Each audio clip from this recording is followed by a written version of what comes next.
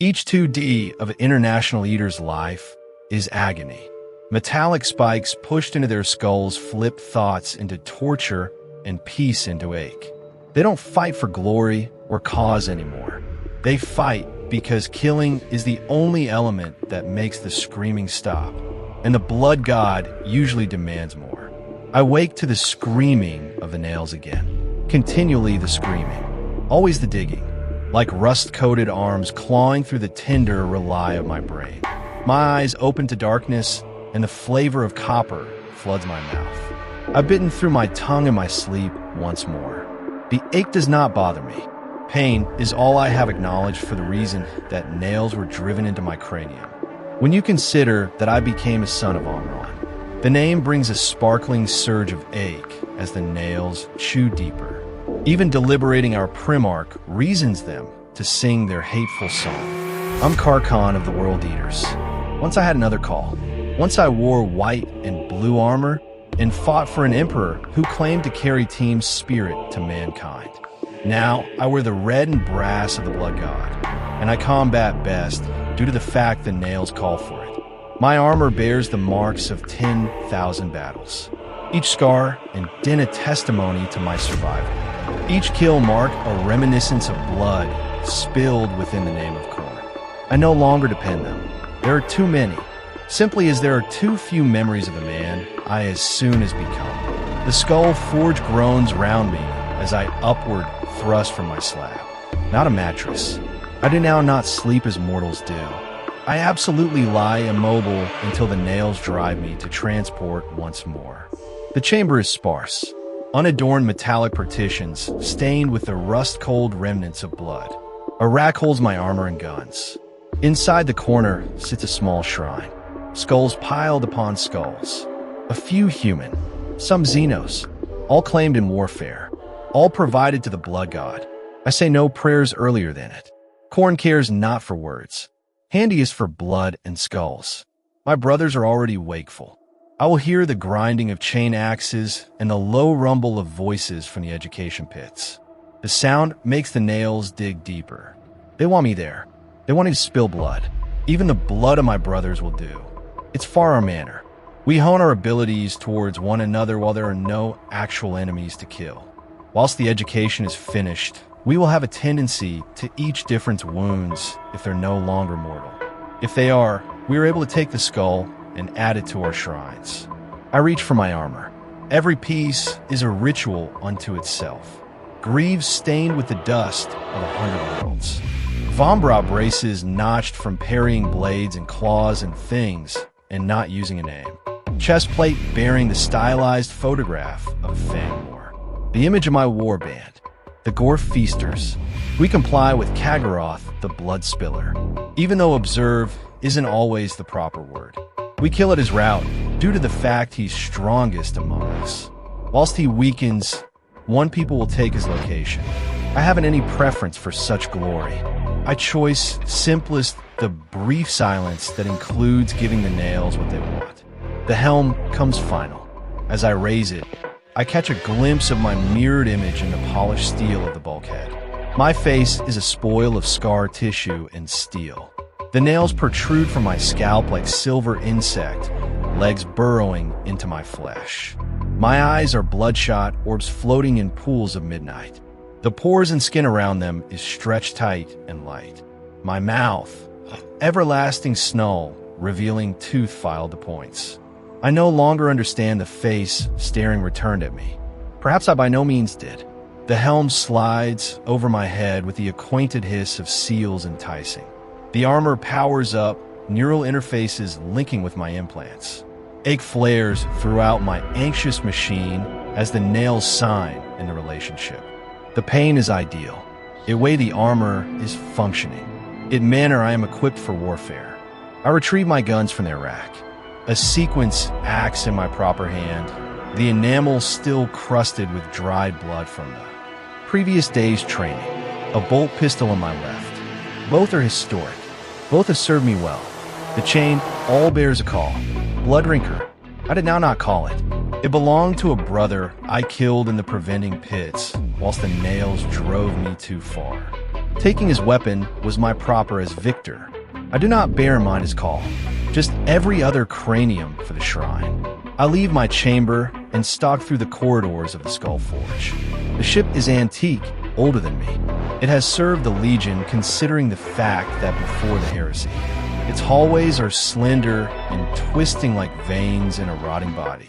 The partitions pulse with an unnatural rhythm, not the thrashing of a coronary heart, but the grinding of historic equipment driven some distance past its limits. Servitors shuffle past, their faces clean masks of flesh stretched over steel. They do no longer observe me. They recognize higher. The Cranium Forge is not only a ship. It's miles a mobile citadel monastery, a manufacturing unit of dying. Deep in its bowels, slaves and servitors' exertions forever and ever to provide ammunition and preserve the engines. Higher up are the preventing pits and the arming chambers. Above the ones the bridge and the private domain names of Kagaroth. I have not been to the bridge in a long time. I have no want to. My location is in struggle, not in planning. I attain the combating pits, and the nails sing louder at the sounds that greet me. Metal on metallic, chain axes revving, flesh tearing, bones breaking, screams of pain and fury. The odor of blood and sweat hangs heavy within the air. My brothers are already at paintings. Some spar with training cages. Blunted guns that also draw blood, however, hardly ever kill. Others combat with live metal against captured slaves or prisoners. Those fights continually end in dying. We need the practice. We need to feed the nails. Kagaroth stands at the brink of the imperative pit. His armor is extra ornate than mine, adorned with skulls and brass icons of Khorne. His helmet is customary in the likeness of a snarling hound. The 8-pointed star of chaos etched into its brow. Chain axes grasp from his belt, both larger than mine, both dripping with fresh blood. He sees me and increases a hand in greeting. No longer pleasant. We do now not have friends, however recognizing a useful device. I nod in return and approach. Karen, he growls, voice distorted through his helm's vox. The nails wake you early. They by no means permit me sleep, I respond. A simple truth. None of us surely sleep anymore. Except, we've obtained a summons. The Blood Campaign pushes into the Sheridan region. OK calls his servants to war. The nails dig deeper on the point out of war. Real war, not the light imitation of the training pits. They know the difference. They could experience it. How lengthy? I ask. 3 days in the warp. If the navigator does now not fail us. 3 days. 3 days of not anything, however, schooling and ready. The nails may be screaming by way of then, demanding launch. I'm able to have to visit the slave pens to quiet them. We all will. Collect your squad. Kagaroth maintains. We make training for translation into the warp inside the hour. The blood god grows impatient for skulls. I nod again and shy away. My squad. Once we were a proper unit, 10 brothers, certain by area and motive. Now we're 5 survivors bound with the aid of not anything but the nails and our provider to Khorne. Vareth, Grillag, Toramite June, each as damaged as I am, every as lethal. I discover them scattered around the pits. Vareth and Gruag sparring with each different. Chain axes locked together in a bath of sparks. Toramite methodically executing prisoners one after another. His movements precise, no matter the nails. June sitting by myself in a nook, mumbling to himself, scratching on the implants in his cranium till blood runs down his neck. The nails affect us all differently. For a few, like Zune, they have all but destroyed what little sanity remained. I signal to them, and that they respond right away. Even Zune, the training and the execution stop. They acquire round me, blood dripping from their weapons onto the deck. Conflict, I say actually. The word is enough. I see the alternate of their posture, the anticipation. The nails dig into anybody at the chance. Where? Asked Vareth. His voice is a steel rasp. His vocal cords have been broken in a conflict towards the Salamander's centuries in the past. Sheridan's own blood crusade. 3 days transit. 3 days. Grillag snarls. The nails can be insufferable. Then we go to the pens, says Tormik. Always realistic. June says nothing. Just nods rapidly, nevertheless scratching at his implants. Put together your war gear, I inform them. We translate in the hour. They disperse without some other word, each to their own rituals of instruction. I remain inside the pit for a second longer, watching the other squads receive the equal information from their leaders. The strength within the chamber adjustments turns into charged with motive. With anticipation, the nails reply to it, digging deeper, stressful movement. I leave the pits and make my way to the arming chamber assigned to my squad. It's Miles' a large room full of weapon racks and upkeep stations. Servitors move silently approximately their tasks, repairing armor and sprucing blades. They do no longer look up as I input. Their gear, nothing more. My brothers arrive one at a time. Each starts off-evolve the system of getting ready for war. Armor is checked for harm and repaired. Guns are wiped clean and blessed. Ammunition is counted and dispersed. We paintings in close to silence, speaking in grunts and gestures while essential. Phrases are hard with the nails. They punish complex concept. They praise handiest rage and motion. I strip my chain all right down to its additives, clearing the dried blood from its teeth. I oil the chain and take a look at the motor. I load fresh shells into my bolt pistol and secure additional magazines to my belt. I check my combat knife and the spare blades hidden in the course of my armor.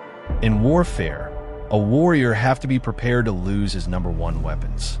To be unarmed is to be dead. As I paintings, fragments of reminiscence surface through the steady ache of the nails. Flashes of time earlier then. A face, a lady. Her name escapes me, even though I know as soon as it become treasure to me. A planet with golden fields below a light blue sky. Become my home? I cannot consider. The nails punish such memories, driving deeper when they floor. I have discovered to let them slip away in preference to try to hold them. Different reminiscences are clearer. The primary time the nails have been activated. The screaming, the blood, the trend that consumed the whole lot else. The faces of brothers I killed in that initial frenzy. The flavor in their blood on my lips. Those recollections the nails allow. These reminiscences they reward with temporary respite from the pain. I end my preparations before the others. I constantly do. Efficiency is one of the few disciplines the nails have now not taken from me. I sit on a garage crate and watch my brothers work. Vareth meticulously checking every link in his chain glaive. Grulag loading shells into his combi bolter. Lips shifting in silent prayer to Khorne. Tormik sharpening his axe with mechanical precision. And June, poor damaged June, rocking backward and forward as he cleans his weapons, speaking to himself in a language none of us recognize. As soon as we were prouder than this. Once we had been the Emperor's best, his angels of dying. Now we are raid dogs hung on a leash of pain, released best to kill and maim inside the name of a god who cares nothing for us past the skulls we collect. The thought need to convey disgrace. However, disgrace is another emotion the nails have stolen from me. The ship shudders round us. A low rumble builds within the decks and partitions. The warp engines are powering up.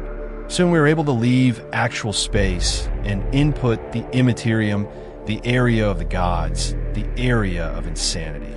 For most, tour via the warp is a time of hazard and worry. For us, it is truly any other type of ache to endure. We secure our device as the tremors growth. Warning klaxons sound during the deliver. A servitor tactics and bows stiffly. Lords, the ship interprets in 5 minutes. The Bloodmaster requests all warriors comfortable for warp journey. I nod dismissal and the servitor scurries away. We do now not need to be told how to prepare for warp journey. We have performed it endless instances. We cozy our guns and armor. We strap ourselves into the reinforced seats built into the partitions of the arming chamber.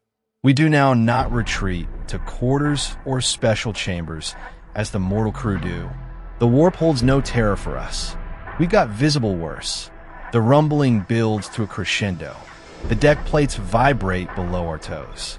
The light sparkles and dims. Then comes the sensation of being turned inside out, of having each atom for your body pulled apart and reassembled incorrectly. For a regular human, the experience might drive them insane. For us, it's miles slightly grate through the steady discomfort of the nails. The cranium forge enters the warp with a final shudder that ripples through the whole vessel. The light shifts from harsh white to a bloody red because the deliver switches to warp strolling protocols. The gravity fluctuates momentarily before stabilizing at a degree slightly higher than regular. The consistent history noise of the engine's adjustments pitch becoming a low, throbbing pulse that reminds me of an enormous heart. We remain strapped in for numerous extra minutes till the declaration comes that we've effectively translated into the warp and all systems are functioning commonly. Then we launch ourselves and return to our arrangements. 3 days. Grillag growls as he checks the brink on his chain axe for the 1/3 time. 3 days with the nails and nothing to kill. There are usually the slave pens. Toromike reminds him, slaves aren't warriors. Krudach Spitz. There's no honor in such kills. Honor. Vareth laughs, a harsh sound like metal scraping on metallic. What use have we for honor? We are the eaters of worlds, the butchers of the fake Emperor's realm. We take skulls for Khorne. That is all. Even the blood God acknowledges worthy kills. Grillag insists, a sturdy enemy yields a better skull than a susceptible one. I say nothing. This is an old argument amongst my brothers, one which surfaces on every occasion we are facing the possibility of days without right fight. Grillag still clings to some twisted version of the honor we once held as a star case. Var has abandoned such notions entirely. Toriak walks the center direction, pragmatic in all matters. In June, properly, June is just some distance gonna care both way. Con Vareth turns to me. What say you? We could go to the pens to quiet the nails or bear till we attain the Sheridan area. All eyes flip to me as squad chief. My word is law, at least until the nails pressure one and all them to task me. It has happened before. It will appear once more. Such is our manner. We are able to educate. I say after a moment hard until our bodies can now not move. Then we are able to relaxation and teach once more. The slave pens are a remaining lodge. We are able to need our energy for the real battles to come back. Grillag nods in delight. Vareth shrugs, detached. Toromike absolutely accepts, as he accepts all matters. June maintains to rock backward and forward, lost in his non-public madness. But I add, if the nails emerge as too much for any of you to undergo, you may visit the pens, one slave every, no more. We can't find the money for to dissipate the deliver's assets before conflict. This compromise appears to fulfill them. Even Vareth nods reluctantly. They recognize as well as I do that training alone will no longer silence the nails completely. Not for 3 days, however it could make the pain potential. We end our arrangements in silence and head returned to the schooling pits. They'll be crowded now, with every warrior at the ship searching for to occupy themselves at some point of the warp journey. However there might be room sufficient for us, there may be constantly room for Karen's squad. We've earned our recognition. We've spilled sufficient blood inside the fighting pits that others provide us space. The subsequent 3 days pass in a blur of violence. We train till our muscle mass scream for mercy, until our bodies are covered in wounds that even our better restoration struggles to shudder, till sweat and blood make the deck slick beneath our feet. We spar with each different and with other squads, usually with blunted guns, usually pulling our moves just brief of deadly force. However, nevertheless, warriors die. It's far unavoidable, whilst the nails force us past purpose. I lose matter of the hours. Time has little meaning inside the warp anyway. The ship's chronometers try to keep a well-known schedule, but everybody is aware of it as a fiction, a comfort for the mortal crew who nevertheless want such things to hold their sanity. For us, there is best the rhythm of combat, relaxation, and extra fight. On what the Delivers log calls the second day, June succumbs to the nails. All through a sparring match with a warrior from every other squad, he screams and drops his training cage. Before everybody can react, he draws his combat knife and lunges at his opponent, using the blade up beneath the chin strap of the opposite warrior's helmet. The blade reveals its mark in the soft tissue of the throat, and blood sprays across the education pit.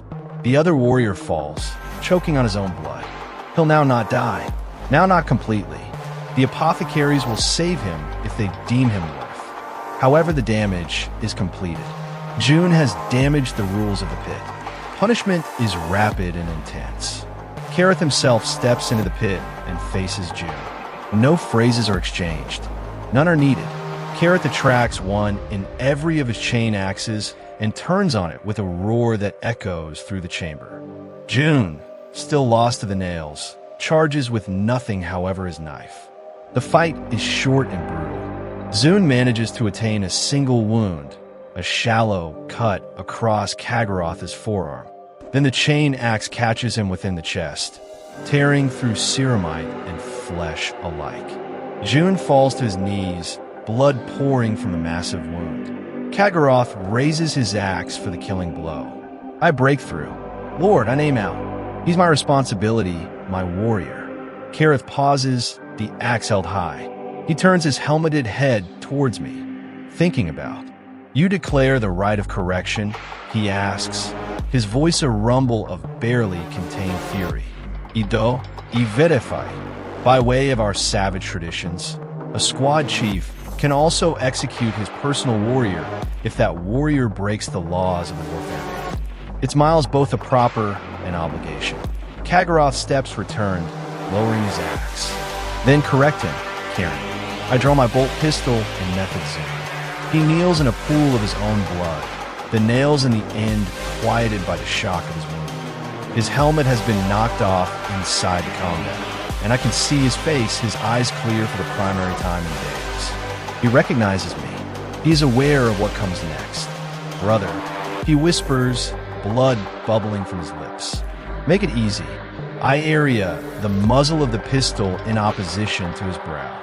Blood for the blood god, I intone. Skulls for the skull throne. He replies, completing the ritual. I pull the trigger. The again of June's head explodes in a spray of blood, bone, and mind rely. His frame topples backward to lie nonetheless on deck. 1. The ship's servitors will acquire his gene seed if it's far nevertheless feasible. Some other will take his cranium for the trophy rack.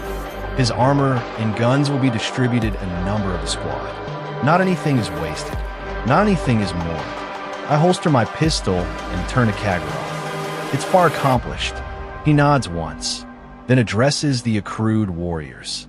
Back to education. We reach Sheridan tomorrow. Be geared up. The warriors disperse. The spectacle over. I go back to my ultimate squad contributors. None of them talk of June. It is as though he never existed. This is our manner. The susceptible are culled. Only the strong continue to exist to serve Khorne. We are 4 now. Vareth observes neutrally. We're able to be assigned a substitute whilst we return to the Eye. I respond, if we return, we are able to return. Grulag says with actuality, Khorne is not completed with us yet. I say nothing to this. None folks understand the desire of the blood god. We understand handiest that he needs skulls and blood, and we provide them until we can provide no more than our personal. Skulls be part of his throne, and our blood waters his realm.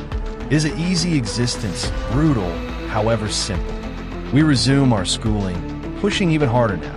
As if by way of driving our bodies beyond their limits, we can by hook or by crook make up for being one warrior short.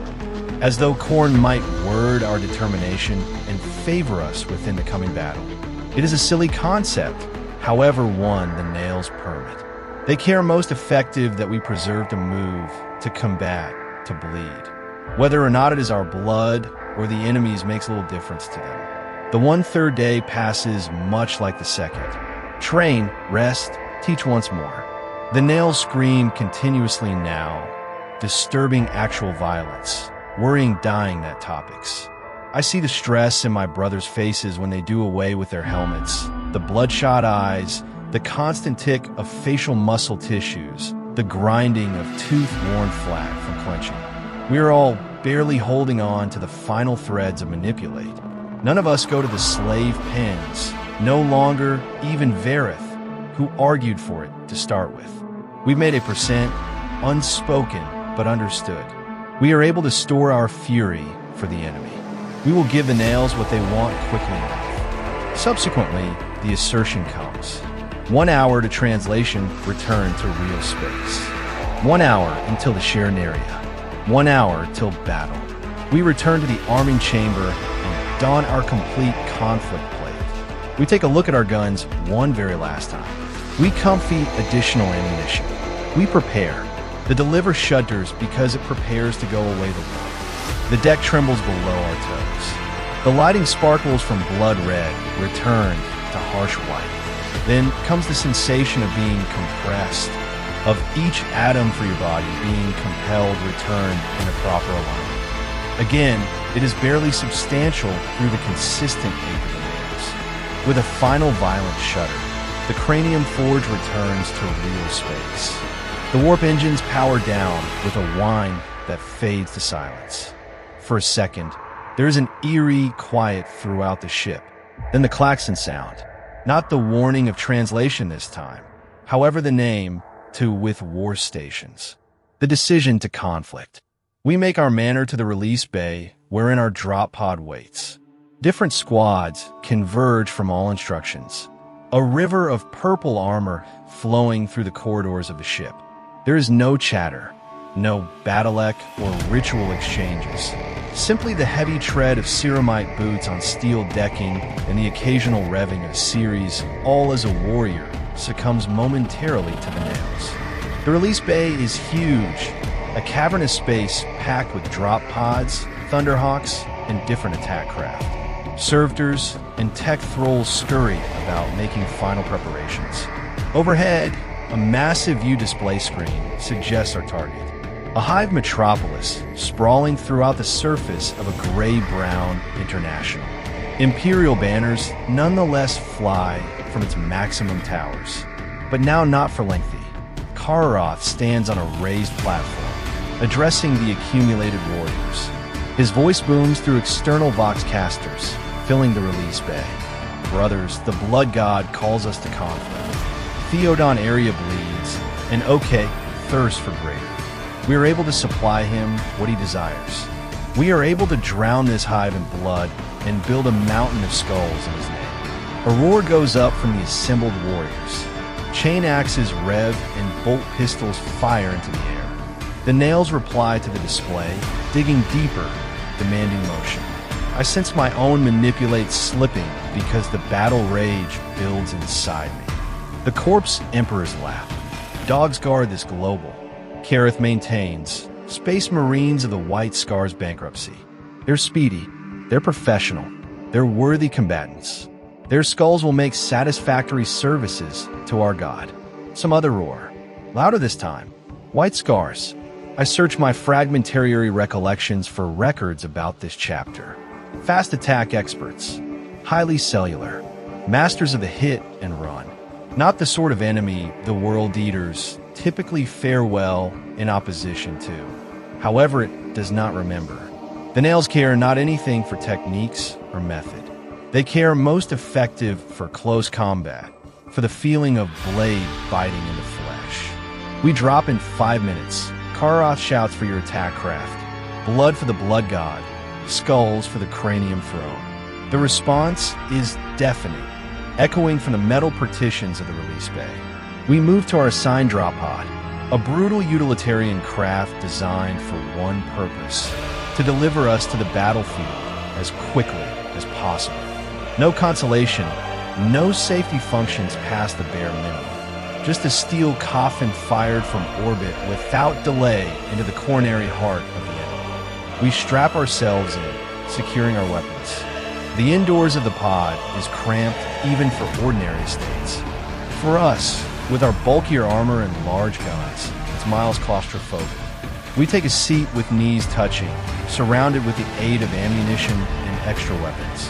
The handiest illumination comes from crimson lumens inside the ceiling that solid the whole thing in a bloody glow. The pod's door closes with a hiss of pneumatics and a strong clang of metal on the tower. Darkness envelopes us, broken best by the pink emergency lights and the glow of our helmet displays. The countdown seems on our retinal feeds. 5 minutes, then 4, then 3. The nails dig deeper with each passing second. The anticipation of war is almost worse than the war itself. Nearly, I grip the harness that holds me in region. Ceramite gauntlets creaking with the stress.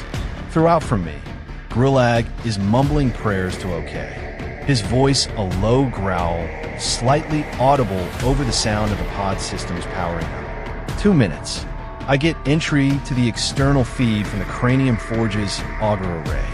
The Hive City fills my imaginative impression. Big wall, defense lasers, void shields, a powerful goal. However, I also can see the primary wave of our assault. Drop pods and Thunderhawks already descending through the ecosystem, trailing hearth like vengeful meteors. Protection lasers attain up to fulfill them, spearing a few from the sky in high-quality explosions of mild particles. But many more get through. The first wave will at ease a touchdown quarter, with a second wave, the hammer blow to be able to crack the hive open like an egg. 1 minute. The pod shudders as the launch mechanisms have interaction. Clamps release and clutch plates spark off, preserving us in region at the same time as the pod is moved into roll over the launch tube. The shaking will increase as the pod locks into the firing mechanism. 30 seconds. The external feed shows greater of our forces deploying. A massive Chaos Titan stomps throughout the panorama closer to the hive.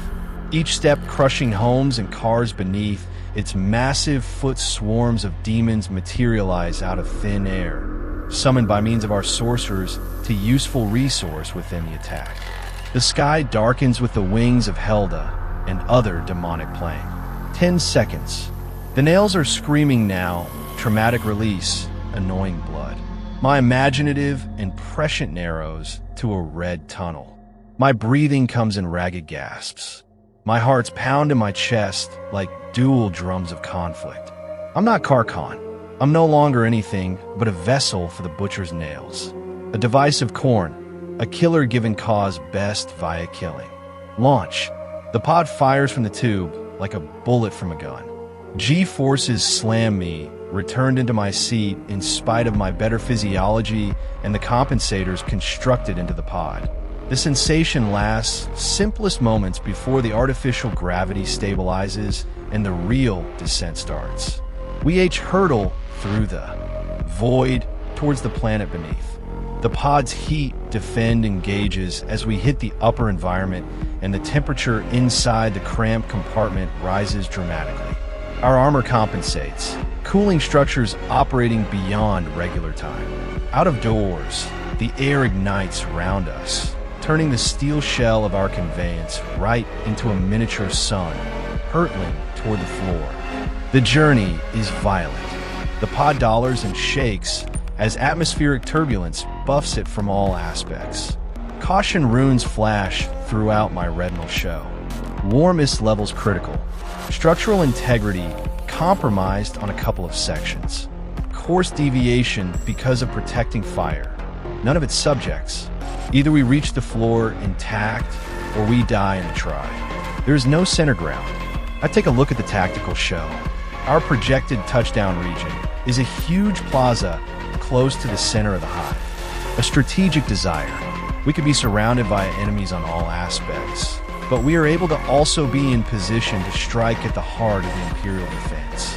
It's far the kind of reckless, brutal method that Kagaroth favors, the sort that charges many lives, however frequently achieves goals via sheer violence and momentum.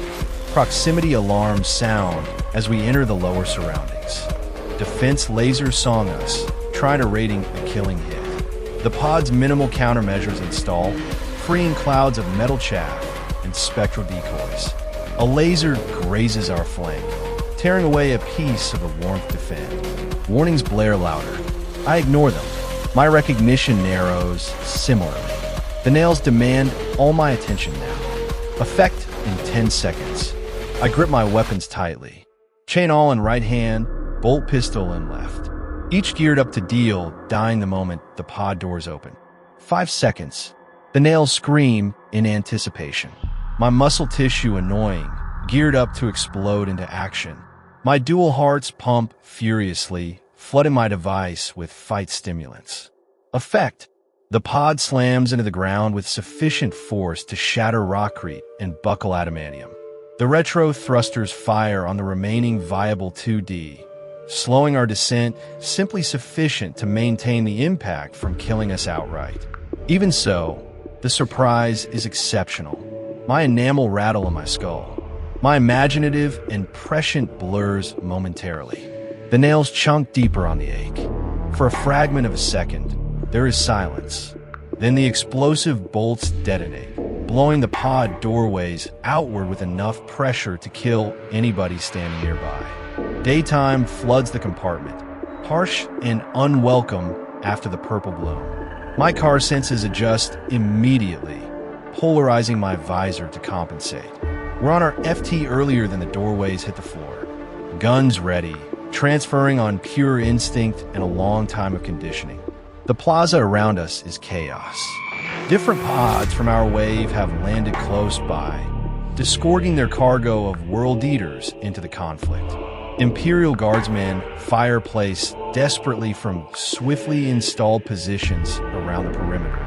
Their closing shots patter harmlessly towards our armor or leave out absolutely as terror makes their aim wild. I empty my bolt pistol into the nearest cluster of guardsmen. The mass reactive shells detonate enter their targets, turning human bodies into sprays of pink mist and chunks of meat.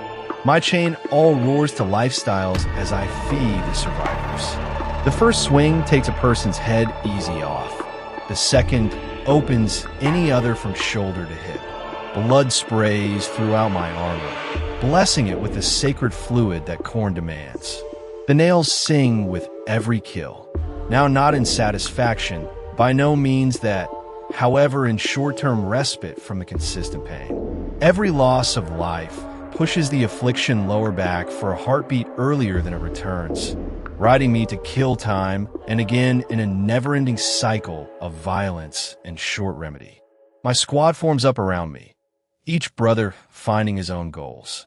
Varith wades into a group of guardsmen, his chain glaive sweeping in incredible arcs that go away dismembered our bodies in its wake. Grillag gives protecting hearth with his. Combi Bolter, switching to his chain axe handiest whilst enemies draw too near. Tormic actions with precision regardless of the warfare rage. Each strike calculated for maximum efficiency. Each kill, including to his tally for Khorne. I lose music of time as the nails take complete control. My global narrows to a chain of kill zones. Goal, have interaction, ruin, past a subsequent target. The plaza will become a slaughter residence as increasingly more of our forces land and be a part of the carnage. The Imperial shield breaks quick. People who live on fleeing deeper into the Hive. We pursue, driven with the aid of the nails and the thirst for more blood. The slim streets of the Hive choose our fashion of combat. Close quarters, constrained room to move, nowhere for the enemy to run. We push ahead in a tide of purple armor and revving chain axes. Buildings are breached. Civilians determined, cowering enter a butchered without hesitation. Their skulls brought to the tally. Their blood spilled in Khorne's call. The resistance stiffens as we approach the primary spire. Veterans of the Imperial Guard keep choke factors with heavy weapons. PDF forces man barricades of rubble and twisted steel. They die all the identical. We are the world eaters. Not anything stops us once the nails are making a song. Then I hear it, the one-of-a-kind roar of space marine motorbike engines. The White Scars have joined the struggle. They arrive no longer in a frontal assault as we might, however, from facet streets and hidden passages. Hit and run attacks that strike inclined points and are strengthened before disappearing again. A squad of our warriors is caught in a crossfire and reduced down. Any other is remote and beaten by means of a lightning-gassed assault that comes and is going earlier than reinforcements can arrive. Kagaroth's voice crackles over the Vox. Shape into tighter organizations. Cover all techniques. Cause them to come to you. The order goes, in opposition to every instinct that nails power into us. They need us to rape, to assault, to kill. However, even in our war madness, we understand the tactical necessity. The White Scars are the usage of our aggression in opposition to us, drawing us into traps and killing zones. We need to adapt or die. My squad takes position within the ruins of what become once a Hab-Block. Multi-tail building with clear lines of sight in all instructions. Defensible, sturdy, a very good area to make a stand. We barricade the ground entrances and set up firing positions at the home windows. Then we wait. The ready is ache. The nails dig deeper with each second of state of no activity. I tempo the room like a caged animal, chain all revving once in a while as the pain spikes. My brothers are a little higher. Grillag mutters darkly to himself. Vareth assessments the edge of his blade again and again. Toromike on my own stays rather nonetheless, his field maintaining even now. They come. Tori says all of a sudden, his more advantageous hearing selecting up what the relaxation folks they cannot but hit upon. Motorcycles, at the least a complete squad, drawing close from the east. I move to the eastern window, careful to live again from the opening to keep away from providing a goal. Within the distance, I'm able to pay attention to the growl of engines growing louder. The White Scars are coming. Rapid attack, their distinctiveness. But they're coming to us on our phrases. The hunter turning into the hunted. Prepare, I order. Gring fire once they enter the kill area. Vareth left flank. Tormik right. I'm able to take factor. Keep in mind, they're Astartes. They'll no longer spoil just like the shield. Kill them speedy and without mercy. My brothers pass to their assigned positions. Guns prepared. The sound of engines grows louder. Then I see them. White armor with pink lightning patterns. Astartes on assault motorcycles moving at top-notch speeds through the rubble-strewn streets. 10 of them. A complete tactical squad. They weave in complex patterns, making themselves difficult objectives, even in the limited space of the street. They may be still beyond powerful range of our bolt guns. Whilst the lead rider spots our role, he indicators to the others and the formation adjustments. They'll try and flank us to hit the building from multiple aspects at once. A legitimate tactic in opposition to an ordinary enemy. However, we're global etators. We got organized for this. Let them commit. I vox to my squad. Wait for my sign. The White Scars cut up into corporations, 5 riders each. One institution keeps towards the front of the constructing. The other swings huge, aiming for the rear front. They accelerate, pushing their bikes to most speed for the assault. The lead institution reaches the kill zone. The location in front of the constructing that we've got prepared with concealed tank traps and other limitations. The primary bike hits a buried piston that fires upward because the weight triggers it. The rider is thrown clean, his bike a crumpled wreck. The others swerve to avoid his fate, but they have devoted now. They're inside the kill region without a clean man around. Now Iox. Grillag opens hearth together with his combi bolter. The heavy caliber spherical hanging with superb accuracy regardless of the speed of bolts. One White Scar takes a round to the chest and topples from his motorcycle, which continues on without him to crash right into a wall. Any other losses manipulate as a bolt destroys his front tire, sending him skidding throughout the rocket. 3 riders make it via the kill sector and attain the constructor. They abandon their bikes in a controlled slide and draw their weapons as they hit the ground walking. Chains and bolt pistols, near-fight specialists like us, however no longer like us. They combat with talent and schooling. We combat with madness and fury. I charge down the steps to fulfill them at the barricaded front. They're seeking to force their manner in, using crack grenades to clean the limitations we located. The first explosion rocks the constructing, clearing most of the barricade. The second will breach it completely. I reach the floor simply as the second grenade detonates. The blast throws debris in all guidelines. Through the dust and smoke, the first White Scar enters. His armor is pristine as compared to mine, gleaming white with pink lightning redecorating his pauldrons. His chainsawed wars as he advances cautiously, bolt pistols sweeping the room for objectives. I do not deliver him time to identify me. I raid from the shadows, chain axe raised high. He reacts with brilliant velocity, bringing his chainsaw as much as parrying my strike. The weapons meet in a bath of sparks and a scream of tortured steel. For a second, we're locked together, straining against every different transhuman power. Traitor, he hisses, his voice distorted by his helm's vox. Corpse worshipper, I respond, setting more stress on my weapon. The impasse breaks as the second One White Scar enters and fires his bolt pistol at me. The shell influences my shoulder pauldron, blowing a bit of ceramite away, however failing to penetrate to the flesh underneath. I take advantage of the temporary distraction to disengage from the first warrior and swing my chain axe at the newcomer. He attempts to sidestep, but the confines of the doorway limit his mobility. The chain axe catches him on the arm, the adamantium tooth chewing via his armor and into the flesh beneath. Blood sprays as I yank the weapon loose, getting ready for every other strike. However, the first White Scar is on me once more, his chainsaw scoring successful across my return. Pain flares and the nails respond, using deeper into my mind. Traumatic, more violence, extra blood.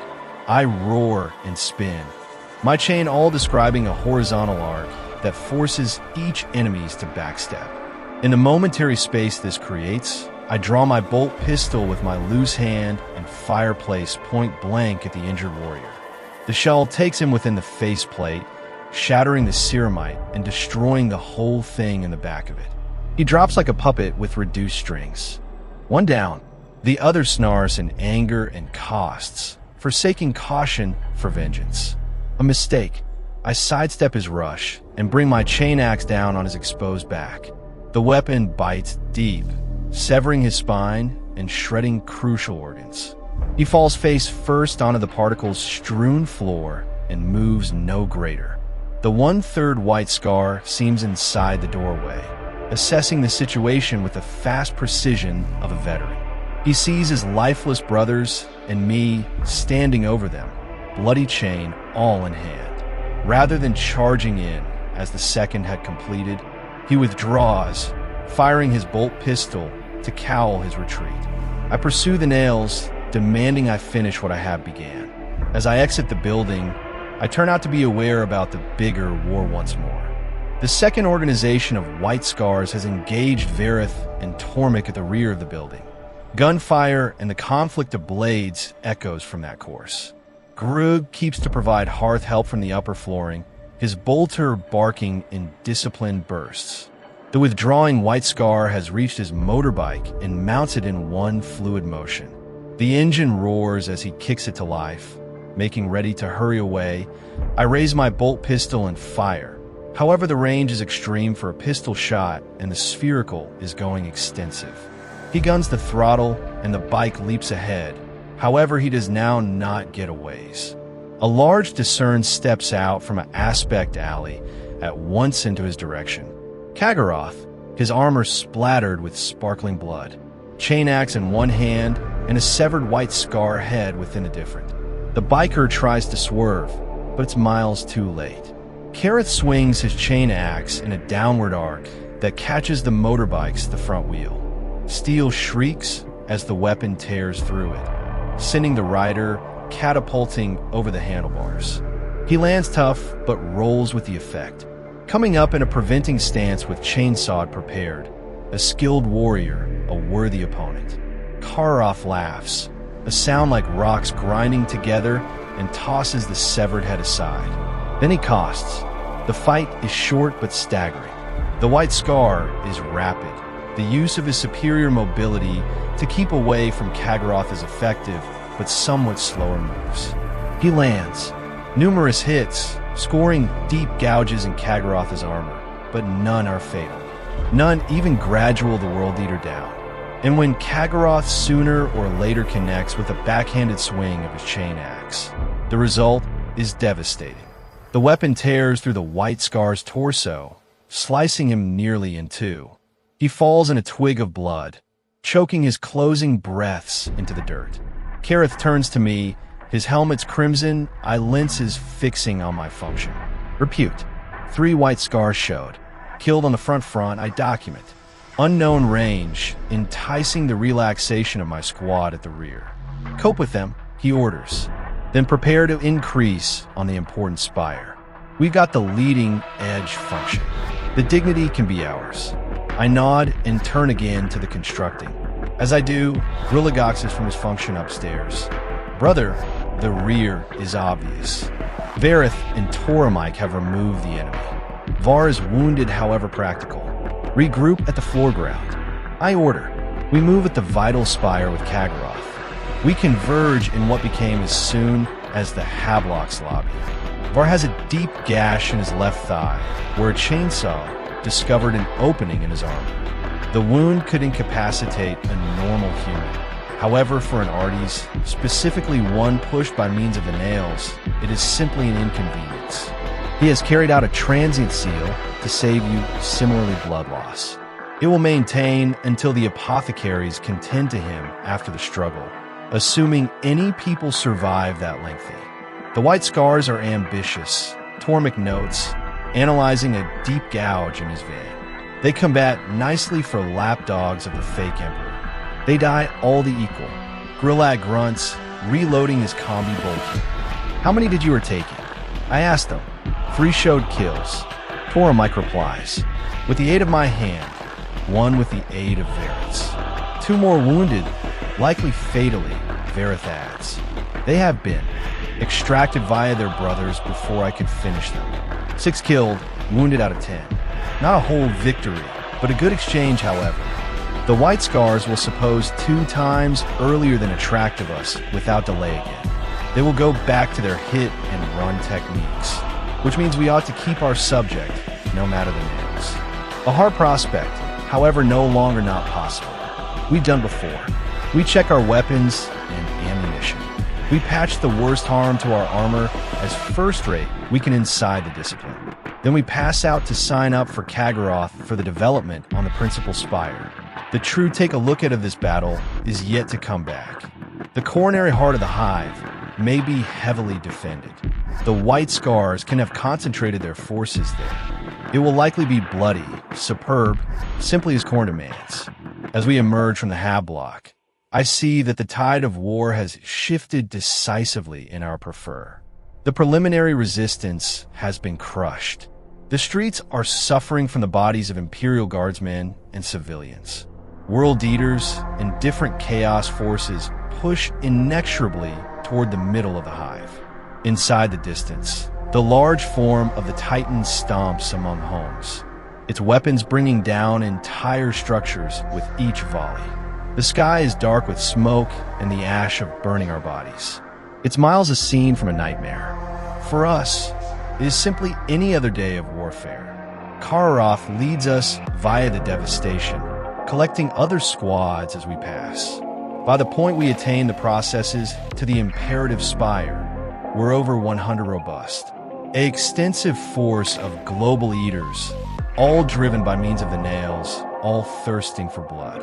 The Spire looms above us, a big shape of adamantium and rocket that houses the planetary governor and the command middle for the planet's protection forces. If we take it, we take the planet. It is that easy.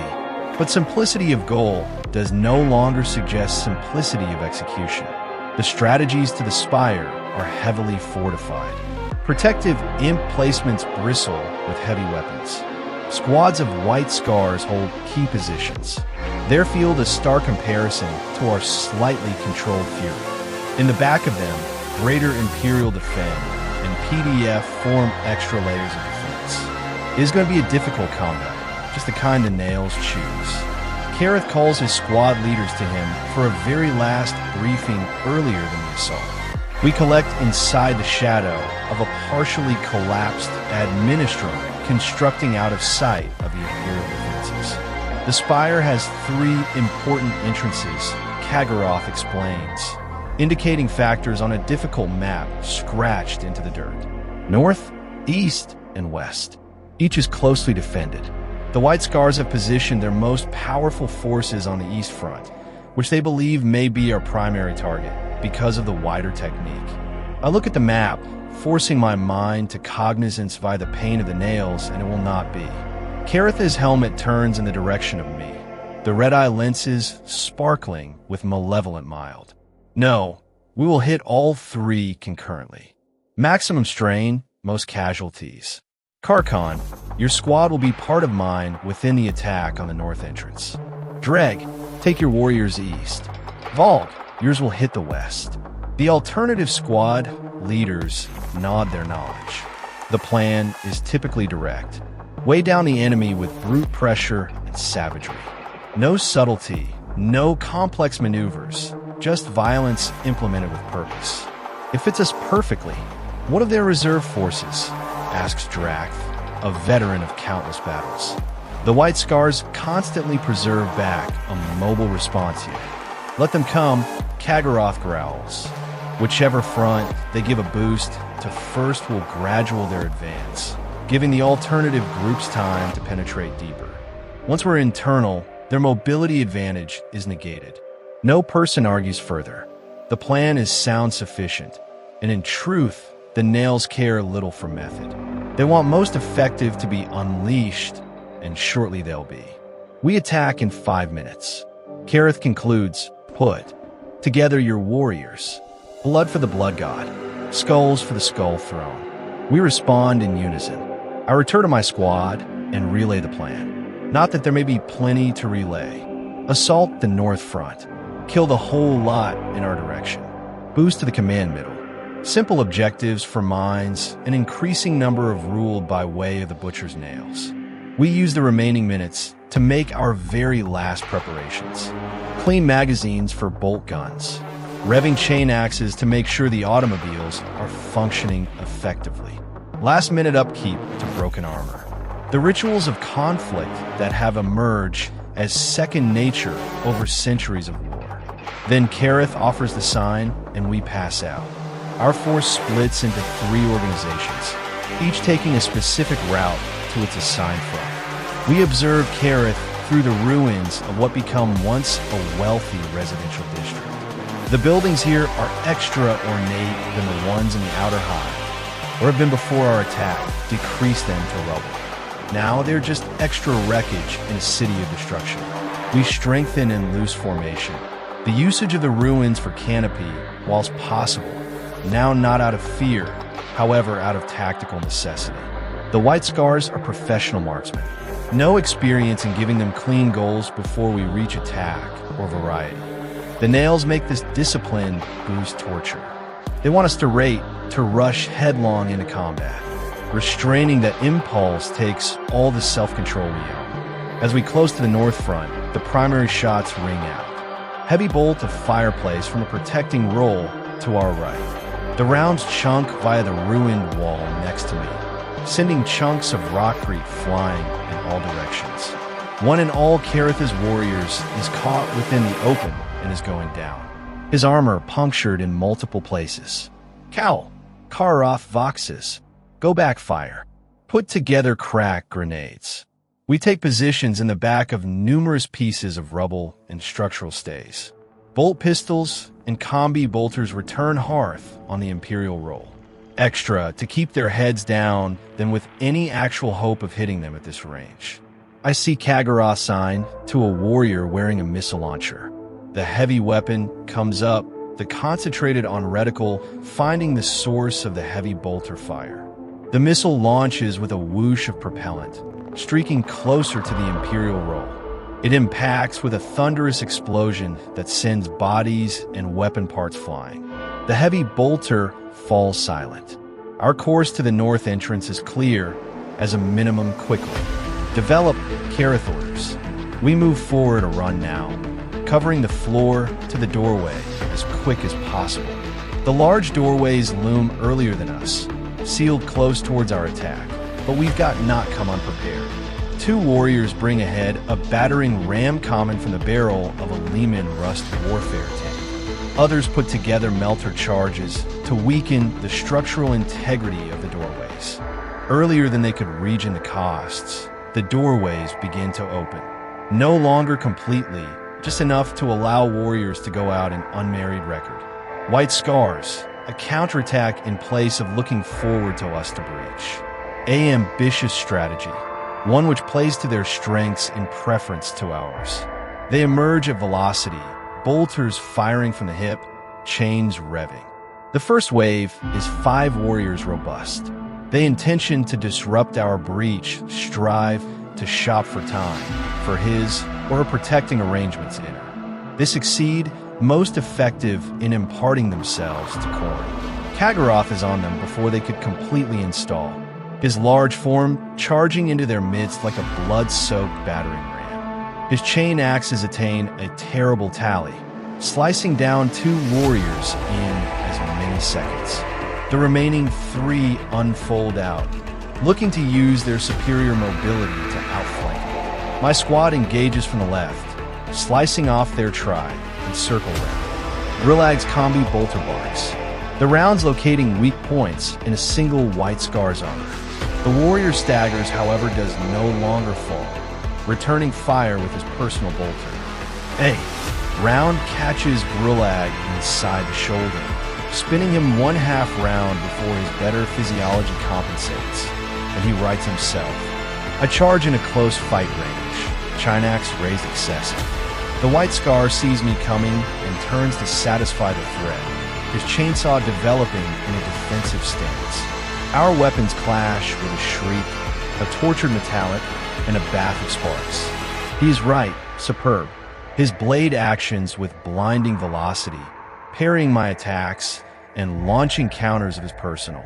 One cuts a groove throughout my chest plate, not deep sufficient to penetrate, however caution of what would possibly occur if I am no longer careful. But I have the nails, and the nails care nothing for talent or caution. They care most effective for blood, for skulls, for Khorne. I sense them dig deeper into my mind because the combat extends, worrying I end this, that I kill, and move directly to the following sufferer.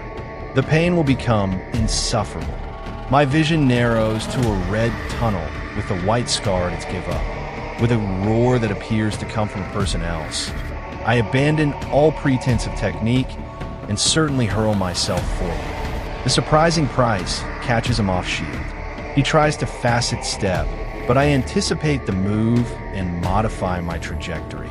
My greater mass slams into him, riding us each to the ground.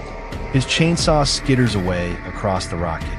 My chain all comes down, the motor screaming as the tooth chunk through his breastplate and into the flesh beneath. Blood sprays upward, coating my helmet in an exceptional red mist.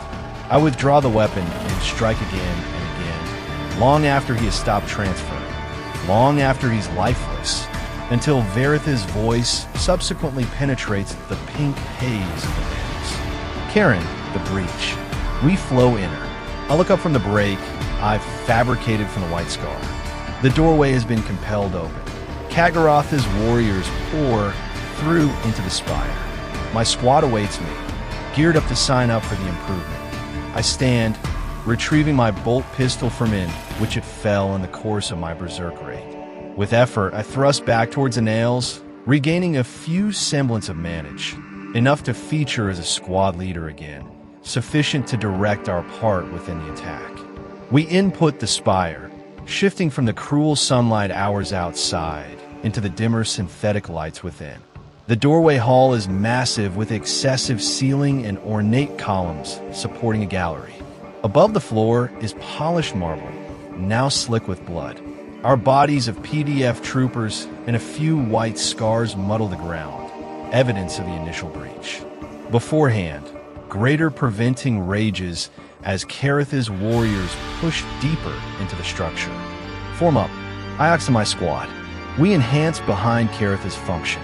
Watch the gallery above. In all likelihood, ambush point. We circulate forward in unfastened diamond formation.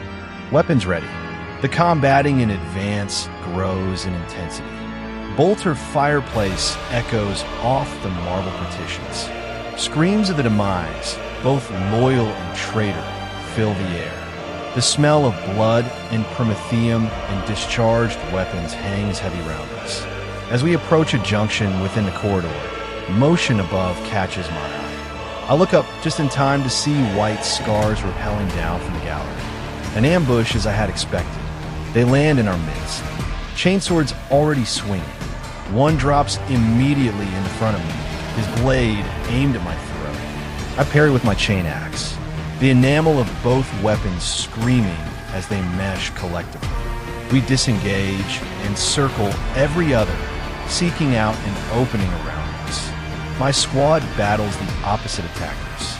Grillag is going down underneath the assault of two white scars, but lashes out with his fight knife, hamstringing one and giving himself room to regain his foot. Vareth roars as he swings his chain blade in an awesome sweeping arc that forces fighters to preserve their distance. Toromike fights with cold precision, his moves low-priced and deadly.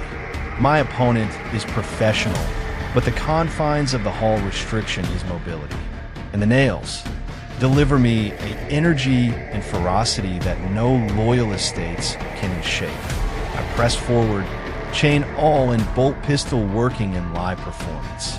A shot grazes his pauldron. My axe scores a success on his arm. He counters with a thrust that penetrates the weak factor of my elbow joint.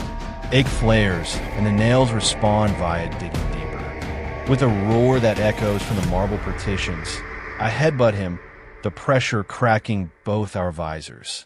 His grip on his chainsaw loosens momentarily, and I take the opportunity to convey my chain all down in a vertical strike that splits his helmet in the top internalet. He falls, blood and mind be counted spilling onto the polished floor. I turn to help my squad. However locate, they have handled their attackers as well. Grillag bleeds from more than one wounds, however stays combat effective. Var's chain glaive drips with clean blood. Toromike stands over our bodies of white scars, methodically retrieving his fight knife from the eyelands of one. Repute, Ivox. Operational, Tamik responds. Equipped to kill, growls Vareth. The nails sing. Grag says, that's answer enough. We push forward, following the sounds of battle deeper into the Spire. The corridors slim as we advance, the opulence of the entrance corridor giving manner to more utilitarian spaces. Administrative offices, residing quarters for team of workers, storage rooms, all now running with blood as Kagaroth's warriors slaughter anybody they find. We catch as much as the principal attack pressure as they reach a heavily fortified internal checkpoint. A blast door blocks similarly development. Heavy weapons fire from gun ports on either facet, preserving our forces pinned down within the technique corridor. Numerous of our warriors lie dead or demise inside the kill sector earlier than the door. Kagaroth has pulled his ultimate forces back round a bend inside the corridor out of the direct line of fireplace. Khan, he acknowledges as we join him. The route to the command center is through that door. The Loyalists have concentrated their defenses there. Meltacosts, I propose, eyeing the thick adamantium of the blast door. They'll expect that, Kagaroth replies, and the kill quarter is too properly protected. Each person coming near with cost would be cut down before they could area them. I take into account our alternatives, forcing my thoughts to feature through the constant anguish of the nails. The airflow gadget, I say ultimately. There ought to be maintenance ducts massive, sufficient for an artist to navigate. Kagaroth's helmet turns in the direction of me. The red-eye lenses regarding me step by step. Then he nods. A sound plan. Take your squad and find a way around. We are able to maintain to assault the door without delay to maintain their interest. Blood for the blood god, I intone. Skulls for the cranium throne. He replies, finishing the ritual. I lead my squad lower back the way we came, looking for get entry to points to the maintenance machine. The nails protest this postpone into killing. They need direct action. Frontal assault, blood, and skulls now, not later. However, I force them down via sheer will, focusing on the assignment at hand. We discover what we're seeking out in a facet chamber. A protection axeway sealed with an easy lock that Vareth breaks with an unmarried blow from his chain glaive. The passage past is slim and dark. Our armor scrapes against the walls as we input unmarried report. Not perfect conditions for starters in strength armor, but navigable. The duct device is a maze of passages, some slightly large enough to crawl through, others tall enough to stand in. We are pressured to remove our helmets inside the narrowest sections, which makes the nails even harder to undergo without the neural dampeners built into our conflict plate. However, we push on, guided by using the internal mapping machine in my armor, which offers a difficult schematic of the Spire's format. We emerge from the ducts right into a room filled with coetator banks and monitoring equipment. The command sense auxiliary. Structures chamber. Tech monk's appearance up in shock as we climb out of and get right of entry to panel inside the floor. They attain for guns, but Toromike is on them before they are able to hearth. His chain axe making short work in their ordinarily unarmored our bodies. Their crimson robes turn a darker purple as blood soaks via the material. Where now? Var asks, scanning the room for exits. I test my tactical display. Through there, I suggest a doorway at the long-way wall. Have to result in a hole that runs in the back of the checkpoint. We are able to take the defenders from the rear. We circulate through the door and find ourselves in precisely the placement I was hoping for. A corridor running perpendicular to the one where Kagaroth's forces are pinned down. At the intersection, I can see the rear of the Imperial shielding position. Heavy guns teams guide the gun ports, pouring hearth into the method hall. White scars direct the defense. Their one-of-a-kind armor standing out a few of the naval armsmen and Imperial Guard who make up the bulk of the defenders. They've no longer observed us, but their attention is fully centered on the frontal attack.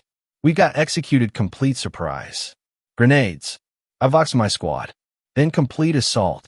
Every people unzips frag grenades from our belts. The simple but effective weapons will purpose maximum casualties within the restricted space of the checkpoint. We top them simultaneously and throw.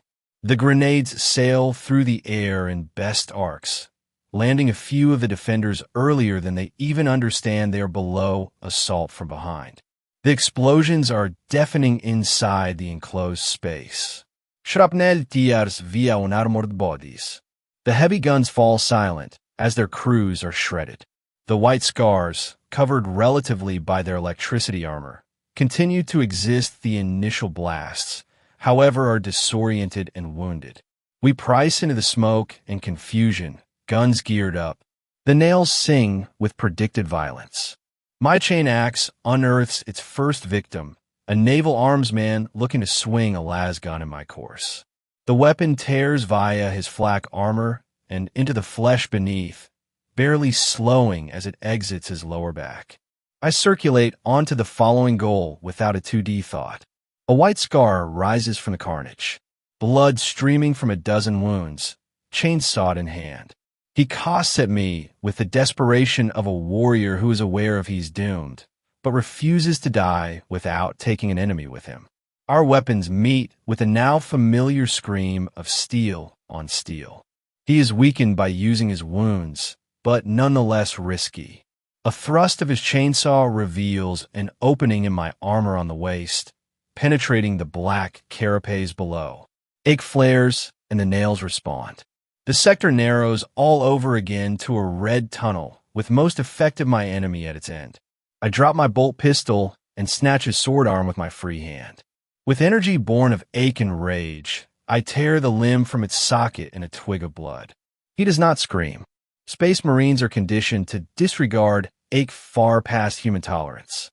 As a substitute, he tries to headbutt me at the same time as his lifeblood pumps from the ruined stump of his arm. My chain all ends his defiance, the tooth chewing through his gorge and into his neck. His head topples backward, held to his body through only some strands of flesh. He falls, and that I move directly to the next victim and the following and the subsequent. By the time Kagaroth's forces breach the blast door from the opposite facet, the checkpoint is a Corral residence. Not a single defender stays alive. My squad stands amid the carnage, weapons dripping with clean blood, armor spattered with gore. The nails are momentarily sated. The pain receded to a stupid throb rather than the usual sharp discomfort.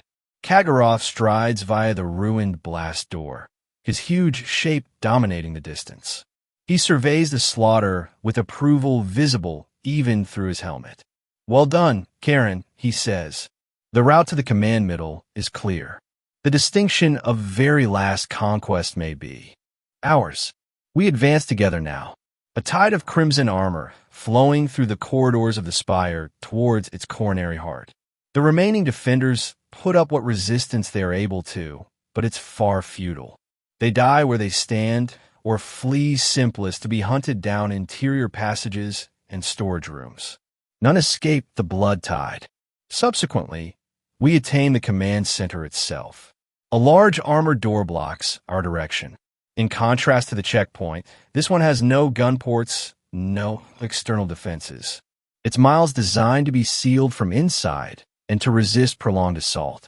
But we have no longer come unprepared. Of Kagaroth's warriors break through, sporting melter charges.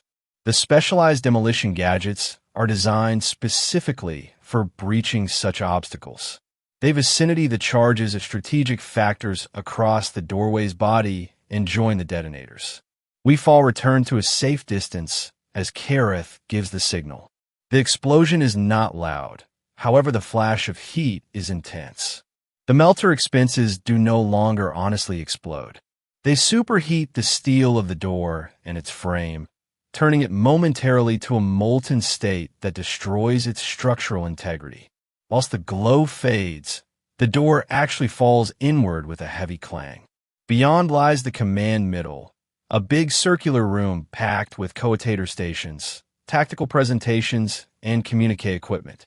The planetary governor stands on the center, surrounded by using his senior staff and the ultimate of his white scar protectors. 5 of them, veterans by way of their markings, the elite of the elite. They shape a protecting ring across the governor, weapons prepared.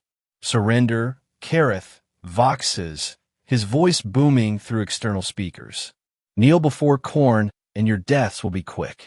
The governor, a portly guy in ornate robes now stained with sweat and grime, appears to the white scars. Their sergeant, diagnosed through the extra honors on his armor, shakes his head barely. No give up. Combat to the ultimate, the imperial manner. We will never bow to traitors or their darkish gods. The governor replies, his voice particularly consistent given the instances. The emperor protects. The emperor is a corpse, Kagaroth snarls, and shortly you'll be part of him. He alerts the improvement, and we pour into the command middle. The white scars meet us heated, a wall of white armor and flashing blades. The clash is large. Elite versus elite.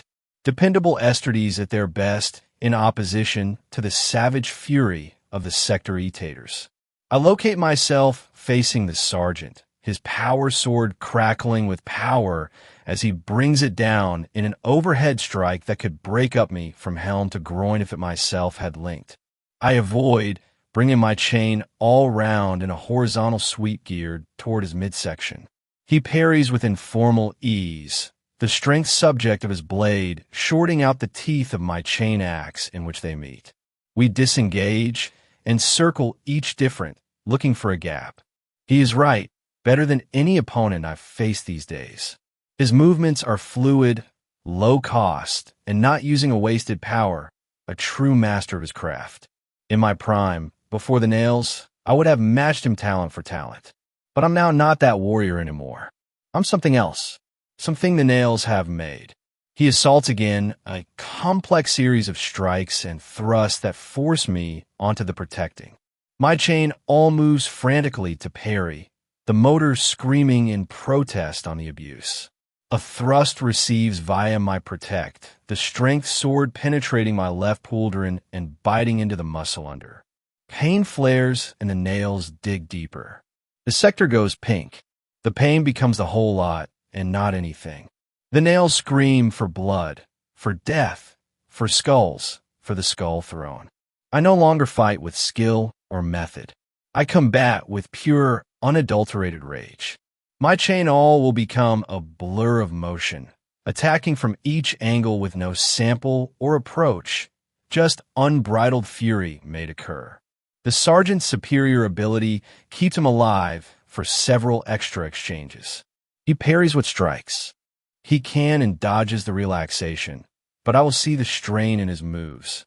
No one can hold that level of shielding precision indefinitely, especially no longer against an opponent who feels no ache, who does not tire, who is pushed by means of something beyond mere transhuman endurance. The quit comes all of a sudden. He overextends on a thrust, trying to complete me with a killing blow to the throat. I duck under the strike and produce my chain axe up in an underhanded swing that catches him in the stomach. The enamel chunk deep, chewing through ceramite, after which flesh and bone passed. Blood sprays as I wrench the weapon upward, commencing him from navel to sternum. He falls to his knees, in some way nonetheless alive, still clutching his energy sword. The Emperor, he gasps, blood bubbling from his lips, isn't always here. I finish for him before bringing my chain axe down on his neck, severing his head in a single stroke. It rolls across the deck, coming to rest toward the coetator station, the eyes still open in death. My appearance, as much as locate the struggle, is over. The other white scars lie useless, taken down by using superior numbers, if not advanced talent. The governor and his team of workers are on their knees, surrounded with the aid of global etators with revving chain axes. Kagaroth methods them, his armor so blanketed in blood that the authentic purple is indistinguishable from the fresh gore. Planetary Governor Haxus, he announces, using the person's call for the first time. You have got lost. Your international belongs to Khorne now. Have you ever any final phrases before you be a part of your corpse god? The governor raises his head, his face a mask of defiance, in spite of the concern evident in his eyes. The Imperium will reclaim this international. The Emperor's mild cannot be extinguished by way of the likes of you. His vengeance will. He receives no similarly. Caratha's chain axe descends, reducing off each the governor's words and his head. The body topples ahead, blood pumping from the severed neck to tug on the deck plates. Separately, the workforce meet the identical fate, their skulls claim for Khorne. While the remaining of them falls, Karath turns to us, raising his bloody chain axe high. The Spire is ours. The planet is ours. Blood for the blood god. Scowls for the skull throne. The response echoes from the walls of the command middle. A roar of triumph and devotion that appears to shake the very foundations of the Spire. The relaxation of the day passes in a blur of mopping up operations. Wallet of resistance are removed. The surviving population is rounded up for slavery or sacrifice. The planet's assets are cataloged for exploitation, by means of the forces of chaos.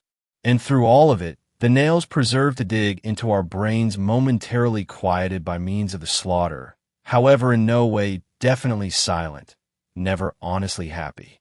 As nighttime falls, we return to the Skull Forge, our armor bearing the marks of warfare, our guns dulled with use.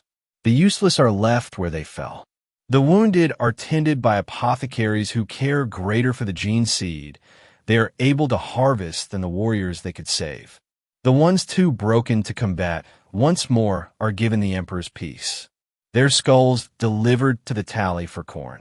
The sturdy live to tell the tale, the susceptible perish. It's far the way of the world eaters, the way of the nails. In my chamber aboard the ship, I eliminate my armor piece through peace. Every object is located carefully on its rack, prepared for the tech thralls to restore and bless before the next battle. My wounds are minor by means of the sturdy requirements.